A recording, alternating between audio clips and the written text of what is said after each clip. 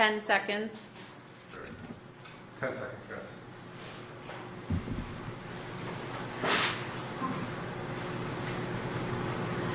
Good morning, everyone. Welcome to Toronto Police Headquarters. Today, Detective Sergeant Stacey McCabe will be providing an update on the homicide of 20-year-old Shivank Avasti. Following her remarks, she will take questions from the media. Detective Sergeant?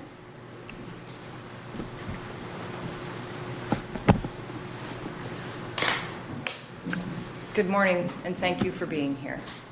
I'm here to provide an update on a homicide investigation from December 23rd, 2025. An arrest has now been made in the murder of 20-year-old Shivank Avasti. On December 23rd, at approximately 3:30 p.m., officers responded to reports of a person with serious injuries on the Highland Creek Trail located on the University of Toronto Scarborough campus.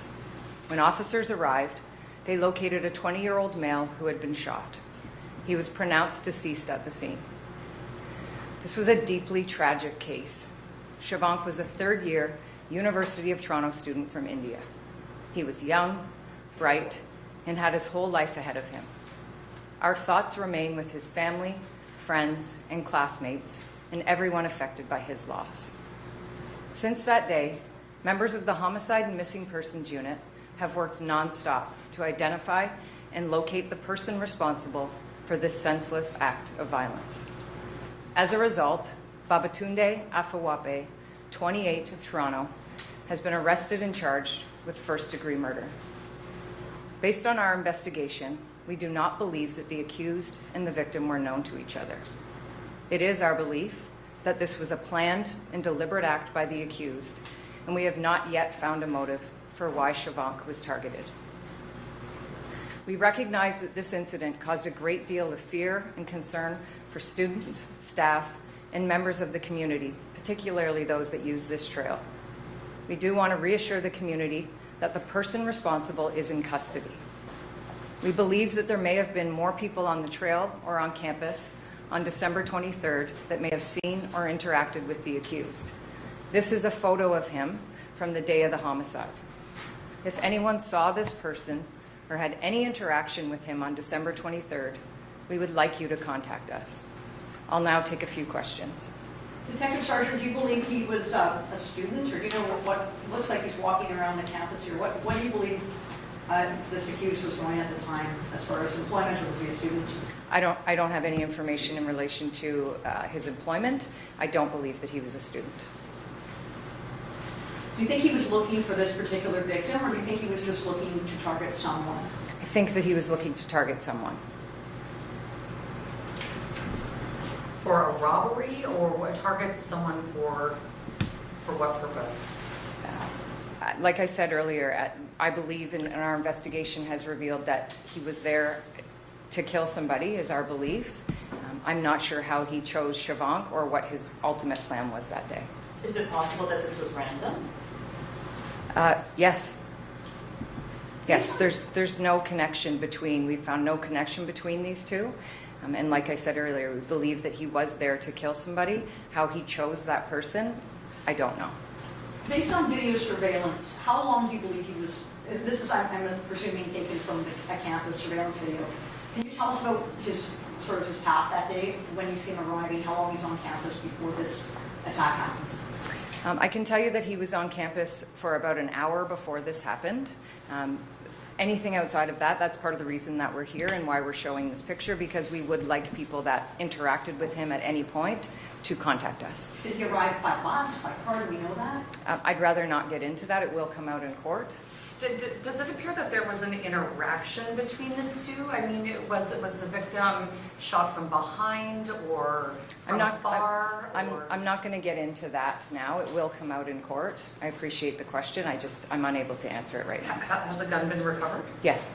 Is the accused a Canadian citizen? I'm not sure. Or do you know his residency status?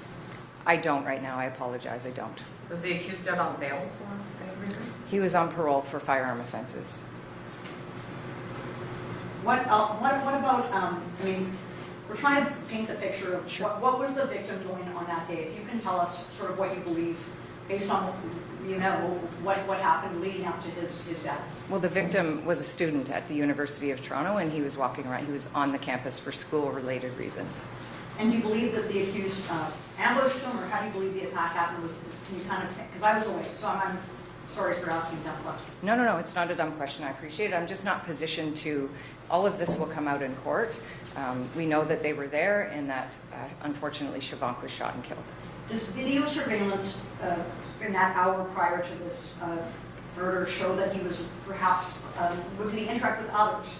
As we've seen in other cases, you know, often when there are random attacks on victims, and I've covered many of these cases, there were opportunities prior to the actual murder where he might have tried to attack someone else. Can you say that you believe there had been others that he had tried to target prior to this murder? Well, that's why I'm releasing this picture, because we do want to know if he interacted with anybody else and to account for his time prior to the homicide. Which was Siobhan, sorry, did the shooting happen like on campus? Was it in a wooded area on the trail? Well, the trail is part of the campus, and yes, that's where it happened. So it was on campus. But it was like a secluded, was he likely alone on the trail walking somewhere? This is a well-populated trail. It's referred to as the Valley. There are many trails in there, and it's used by students, staff, and members of the surrounding community. So, I mean, okay. Sorry for my ignorance. How long was he lying, the victim, how long was he there before he was discovered? Because again, I was not around when this happened. I would rather not comment on that right now. It will come out in court. But I would. Do you believe there were witnesses to this attack? I mean, we have witnesses that we have certainly spoken to, several people. But again, the evidence will come out in court, and this is just to reassure the community that the person responsible for this is in custody. We appreciate that this caused a lot of fear and concern. So that's the reason that I'm here, not to unpack the case. No, I understand. You said he's out on parole for firearms offenses. Yes. How long before this was he released on parole? That will have to come out through the court. Did someone hear gunshots and call police, or was he found on the trail?